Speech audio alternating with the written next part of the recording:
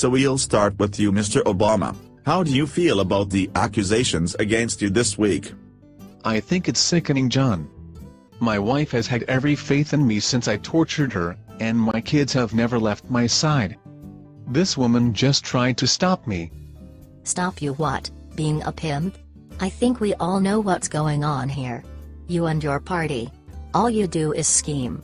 I fucking hate it. If you were president again, I might kill myself. I think that's a good thing, Mrs. Palin.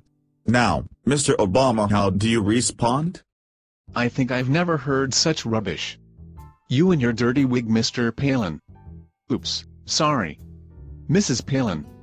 Just fuck off back to your primary school. Oops, sorry, the Republican Party. You can't speak to me like that.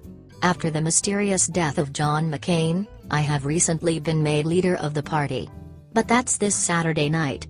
It's my 48th birthday. Fuck off, Mrs. Palin. Shouldn't you have retired by now? Piss off. We all know that you had that affair with that slut from Florida. What is this anyway? A talk show or a fucking grilling? Obama, how do you reply? I think that this stain is on thin ice with the whole country. If she is made president, that will be the greatest tragedy ever to befall this nation. See you at the debate.